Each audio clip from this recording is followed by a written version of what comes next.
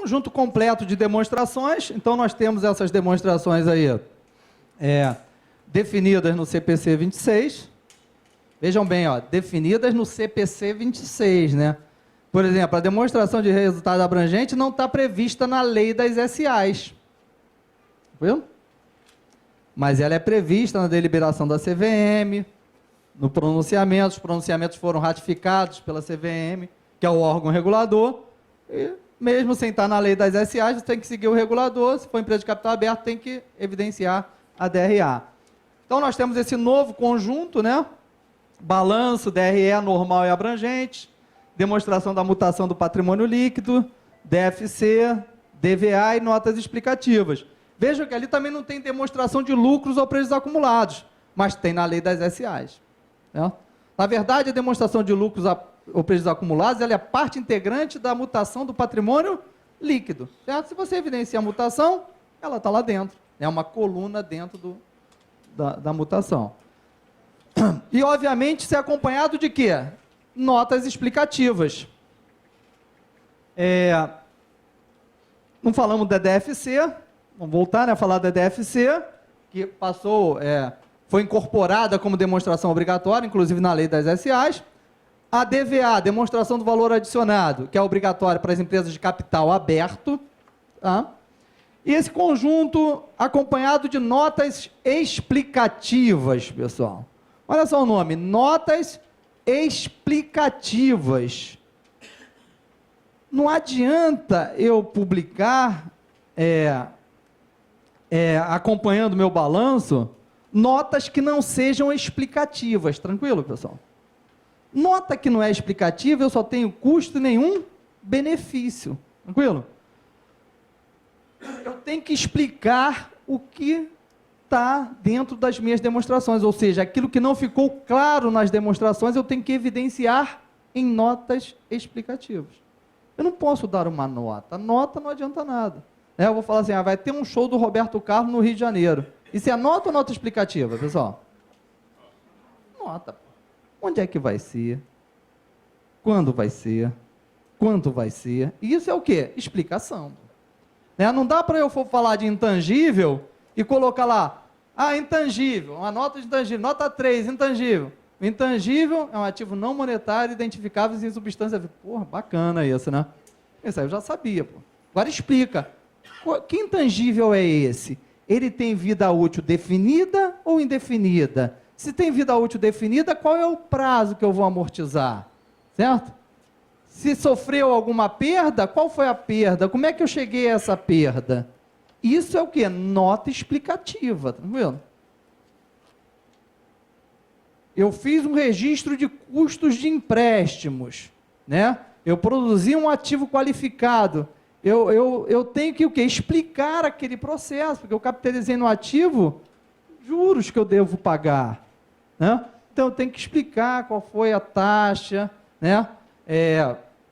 Qual é o ativo que eu estou utilizando aquele recurso, de que forma eu estou utilizando o recurso, quando iniciou a capitalização, ou seja, no momento que iniciou a construção do ativo qualificado, ou seja, eu tenho que explicar, tranquilo, pessoal? Não adianta eu dar nota se não for para explicar. Veja, eu só tenho custo e nenhum benefício. DRE, então falamos de balanço, né? Ou seja, falamos um pouco dessa estrutura, né? Do ativo, do passivo, critérios de reconhecimento. Vamos para a DRE. Ou seja, ela mensura o desempenho econômico com base em quê? No princípio da competência. Tranquilo, né? Ou seja, é a base, ou seja, independente de recebimento ou pagamento, eu registro as receitas e despesas no resultado. Certo? Ou seja, vou ter um resultado econômico dentro do processo. Vou ter dentro da DRE lucros que já foram realizados e lucros que não foram realizados. Inclusive, temos uma reserva chamada reserva de lucros a realizar. Todos já ouviram falar nessa reserva? Já calcularam essa reserva?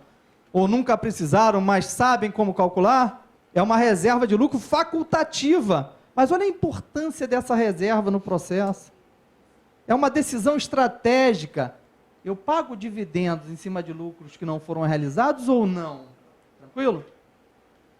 Depende, eu posso estar numa boa situação, tá bem, e até resolver pagar. Mas se eu não estou numa boa situação, eu devo fazer o quê? Não pagar dividendos em cima de lucros que não foram realizados. Lembre, eu não posso, depois que o lucro não foi realizado, ligar para o acionista e pedir os dividendos de volta. Posso, pessoal? Pô, acionista, dá para devolver que aquele lucro não se realizou. Não. Você tem um mecanismo para segurar isso, um mecanismo contábil, um mecanismo que está na lei. E as pessoas, às vezes, sequer sabem que isso existe. Certo? Se sabem que existe, depois é o quê? Ver a forma de calcular essa reserva. Eu não devo pagar dividendos em cima de lucros que não foram realizados, né? A princípio, né? Vai depender da decisão da empresa. Tranquilo? Só para a gente observar como é que isso é importante dentro do processo. DRE não é só resultado, lucro ou prejuízo, o prejuízo no final, não. Tem que pensar naquilo que está ali dentro, naquilo que se realizou ou não se realizou dentro do processo. Porque depois que eu pago dividendos, depois que o dinheiro saiu, não vem mais, né? Aí uma estrutura de DRE. Nessa demonstração eu fiz um detalhamento maior aí, né? Ou seja, a receita menos as deduções, receita líquida menos o custo. Na verdade eu coloco o lucro bruto ali, mas o mais correto seria resultado bruto, né? Mas a princípio não faz muito sentido você ter um resultado bruto que não seja lucro, né? Porque senão você está vendendo com custo maior do que você. Mas é a ideia ali que seja resultado, né? Que pode ser lucro ou prejuízo, lucro, menos as despesas operacionais, resultado, outras receitas, lucro antes do imposto de renda, IR, contribuição social, corrente ou diferido dentro do processo, lucro após IR, participações. Passa, Roberto, que a gente vai ver um pouquinho cada uma dessas. Passa, Renan, por favor. Então, aqui só para a gente entender um pouquinho, né? A DRE é uma demonstração com requinte de detalhes que a gente precisa conhecer um pouco dessa estrutura. Por isso que eu botei essa um pouco mais detalhada, né? Ou seja, então eu tenho a receita bruta, que obedece ao princípio da competência, da realização da receita, ou seja, aquilo que eu falei, dependendo do recebimento ou pagamento, eu estou registrando. Caso haja IPI, a denominação de faturamento bruto, né? Como a empresa pode ter receita de venda, receita de produtos, né? Produção. Deduções de vendas, impostos sobre vendas, cancelamentos, devoluções, abatimentos, descontos. Olha esse item aí, como é que a gente tem que pensar nele, né, pessoal? Ali, você tem itens ali como cancelamentos e devoluções, gente. A importância disso numa empresa comercial, né? Imagina você pega lá um relatório, o que foi essa dedução aqui de venda? Ah, foram cancelamentos. Por que cancelamentos? Ah, foram devoluções. Por que devoluções? O que está acontecendo para o meu produto estar sendo devolvido? Ou por que eu estou dando um abatimento comercial? Veja como é que isso aí pode ser um instrumento para tomada de decisão, né, pessoal? A gente pensa que a contabilidade é só para chegar ao resultado, não, é para tomada de decisão. Vem cá, daquilo que eu vendi, 30% foi devolvido. O que aconteceu? O produto não está sendo entregue de acordo com o pedido? Ou ele está indo eu estou com um problema no meu processo de produção? E aquilo pode ser refletido na contabilidade. Tudo bem, o cara pegou já isso lá no... Não, mas a contabilidade está ali também para refletir isso e mostrar isso. Certo? Por que eu estou dando tanto desconto comercial?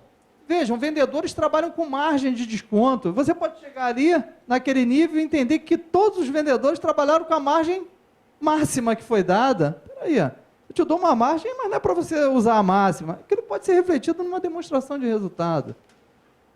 Várias coisas que podem ser vistas ali, né? Aí depois a gente passa para o custo, né? O custo do estoque, por exemplo, serviço, é feito pelos métodos lá de valoração, PEPs, UEPs, custo médio, preço específico, bacana. Professor, mas o UEPs não pode. A receita não permite. Beleza, mas eu não faço contabilidade para a receita, pô. Tem que pagar o tributo de acordo com a legislação fiscal, mas a contabilidade é minha, pô. Por que a Receita não aceita o EPS? Uma pergunta, né? Podia o diretor perguntar, por quê? O último a entrar, primeiro a sair.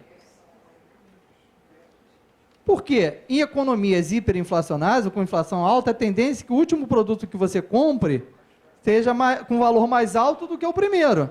Então, se você utilizasse esse, pudesse utilizar, você reduziria o quê? A base de cálculo do pagamento do imposto. Mas isso não se refletia há pouco tempo atrás, certo, pessoal? Ou não se reflete numa informação gerencial, tranquilo? Veja bem, não é só porque é proibido, não pode ser utilizado para fins de fisco, que você não pode utilizá-lo para fins gerenciais, né? É aquilo que eu falei, isso não é obrigatório, eu não quero nem saber, eu tenho tanta coisa na minha cabeça que isso aqui eu não vou nem estudar, não quero nem saber. Não, certo? Veja bem, você pode estar dentro de um processo, gerenciando um processo onde você precisa que os teus vendedores batam metas, né? Onde você faz vendas pontuais, em promoção, e aí você bota na meta do cara o custo médio, por exemplo, ou o PEPs. Você mata o vendedor, nunca vai bater meta, né? Porque você bota um produto mais barato para vender mais, e usa como custo o custo médio, ou primeiro a entrar, primeiro a sair, o cara não bate meta, ainda inclui depreciação. E eu falo isso porque eu já vivi isso na prática, dando treinamento, e o cara não sabia, claro. Então, isso se reflete em economias hiperinflacionárias. Quando você tem uma economia normal, a tendência, às vezes, é que você compre o último produto esteja mais barato do que o primeiro, pô. Certo? Tem produção e você precisa se desfazer, gerar o capital e vender mais barato.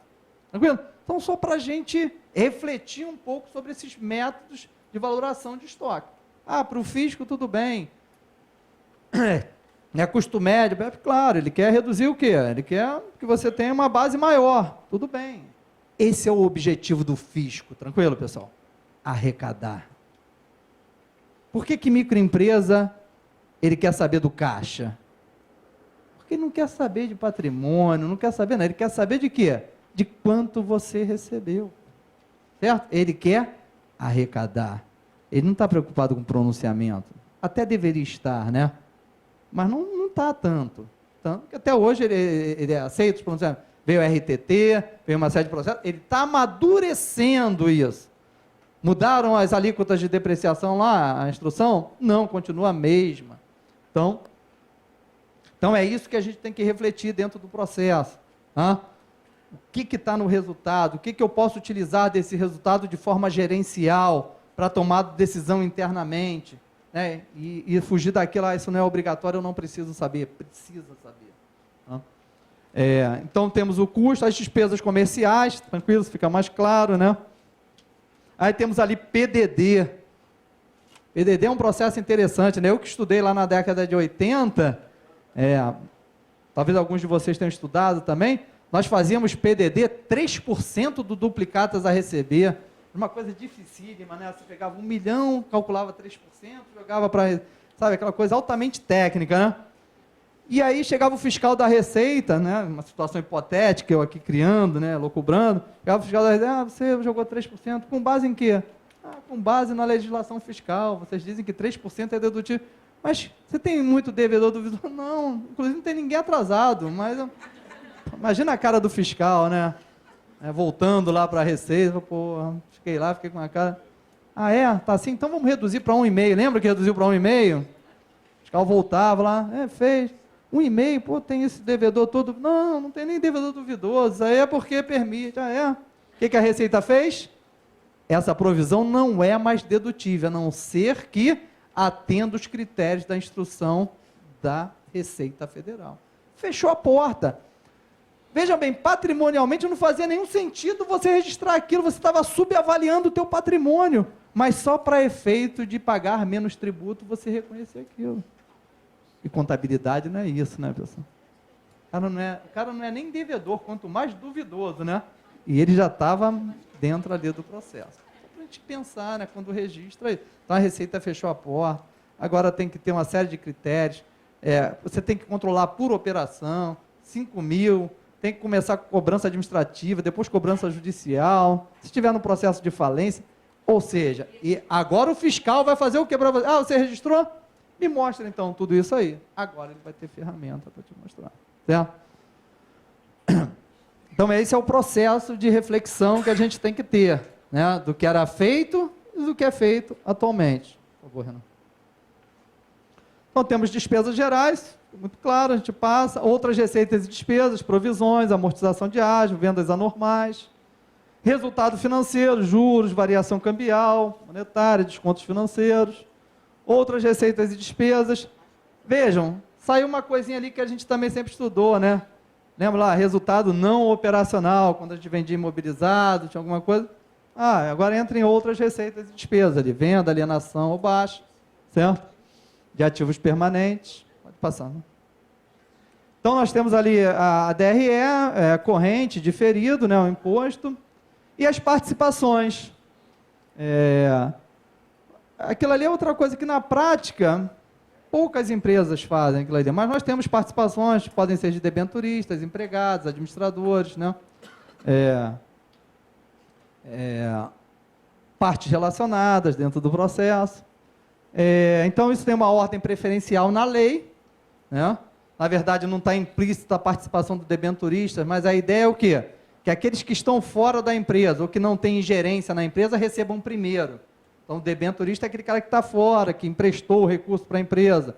Depois vem o empregado, que não tem gerência. Depois vem o administrador, que tem gerência e recebe depois.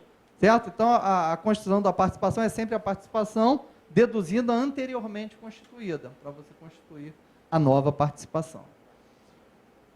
Então, aqui a gente fecha essa parte de DRE. A hora passou muito rápido, a gente ainda tem coisa para ver. E aí na DRA, né? Isso aí é para a gente ter uma visão de como é essa DRA. Não é obrigatória pela lei das SAs, mas está prevista no CPC 26 e na deliberação da CVM 676. Ou seja, se está lá, é uma empresa de capital aberta, evidencia a DVA. Por favor, Renan. O que são os resultados abrangentes? Então, são as receitas e despesas que integram o resultado do período, bem como outros itens que não transitam pelo resultado, mas afetam quantitativamente o patrimônio. Beleza? Ou seja, dentro do processo eu tenho que fazer o quê? Essas receitas e despesas que ou transitaram pelo resultado ou pelo patrimônio, eu tenho que evidenciar isso como resultado abrangente dentro do processo. Tá? Uns exemplos que nós podemos dar.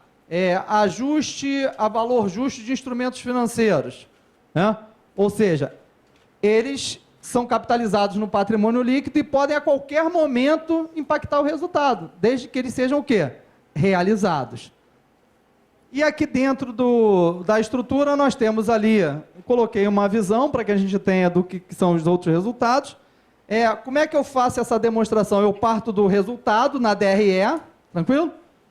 Então, eu pego aonde? Eu botei lá, ó, V na DRE, o resultado líquido. Ali eu vou ajustar, por quê? Pelos outros resultados abrangentes, que eu posso pegar aonde? Na DMPL. Certo? Então, eu vou na demonstração das mutações do PL. O que eu tenho ali? Ó? Ganhos ou perdas na conversão de investimentos no exterior. Ganhos ou perdas atuariais. Ajuste ao valor justo de títulos disponíveis para venda. Ajustes de imobilizado, aí no caso era do custo atribuído, quando você pôde fazer lá na frente, então você tinha, você pôde, isso era uma obrigação moral, né, pessoal? Quando você teve a convergência às normas internacionais, se você tinha ativos que estavam subavaliados, você deveria fazer o quê? Levá-los a valor de mercado, é o chamado custo atribuído. Agora, todas as empresas fizeram? Não. E agora ficam, e agora meu bem está aqui desvalorizado. Tinha que fazer lá no reconhecimento inicial da conversão, né, que você estava fazendo lá da conversão às normas internacionais de contabilidade. Então, isso são chamados resultados abrangentes. Após isso, você vai ter um resultado abrangente total. Ou seja, qual a importância dessa demonstração? É você evidenciar para o usuário da informação o que pode vir a afetar o teu resultado, além daquilo que já foi evidenciado no resultado do exercício, certo? Você mostrar para ele que a qualquer momento o resultado do teu exercício pode sofrer um impacto daqueles outros resultados abrangentes. Vejam bem, quando você fala ali de ganhos ou perdas atuariais, né? Então, nós temos aí um processo dentro do nosso país, com relação a essas perdas, principalmente na parte de previdência, imenso, né, pessoal? Imenso, que a qualquer momento pode afetar o patrimônio das empresas, né, que tem esse tipo de negócio.